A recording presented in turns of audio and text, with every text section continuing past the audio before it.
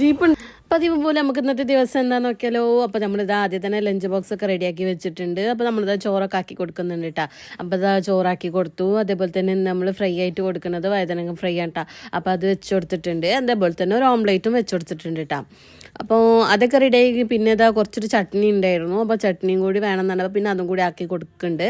അപ്പോൾ ലഞ്ചൊക്കെ ആക്കി കൊടുത്തു. സ്നാക്സ് ആയിട്ട് നമ്മളിന്ന് കൊടുക്കുന്നത് എന്താണെന്ന് വെച്ചിട്ടുണ്ടെങ്കിൽ കുക്കുംബറും അതേപോലെ തന്നെ പേരക്കയാണ് കേട്ടോ. അപ്പോൾ അതും റെഡിയാക്കി കൊടുത്തു. ഒക്കെ റെഡിയാക്കി കൊടുത്തിട്ട് ടേബിൾമേൽ വെച്ചിട്ടുണ്ട്. ഇനി അത് ബാഗൊക്കെ ആക്കി കൊടുക്കണം. അതൊക്കെ കഴിഞ്ഞതിൻ്റെ ശേഷം നമുക്ക് ഇന്ന് ബ്രേക്ക്ഫാസ്റ്റ് ആയിട്ടുണ്ടായിരുന്നത് വെള്ളപ്പായിരുന്നു. അങ്ങനെ കടിയൊക്കെ ഇവിടെ റെഡിയായപ്പോൾ ഞാൻ പിന്നെ മക്കൾക്ക് ചായ എടുക്കാമെന്ന് വിചാരിച്ചു. അവർക്ക് ഒറ്റയ്ക്ക് കഴിക്കണം കേട്ടോ കൂടുതൽ ഇഷ്ടം.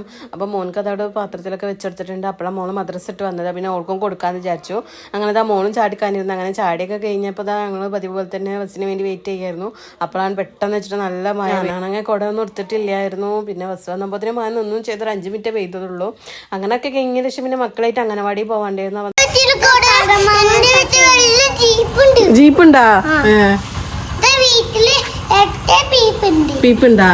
അപ്പൊ പീപ്പുണ്ട്, 2 പീപ്പുണ്ടാ? എന്നാ ഞാൻ പോട്ടെ തന്നെ.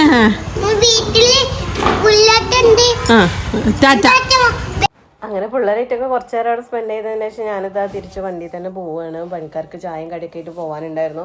അപ്പോൾ അതൊക്കെ ആയിട്ട് പോവുകയാണ്. അപ്പോൾ ഇതാ അവർക്ക് ഫുഡൊക്കെ കൊടുത്തു. അപ്പോൾ ഇന്നത്തെ വീട്ടിൽ ഇത്രയുള്ളൂ. അപ്പോൾ ഓക്കെ ബൈ.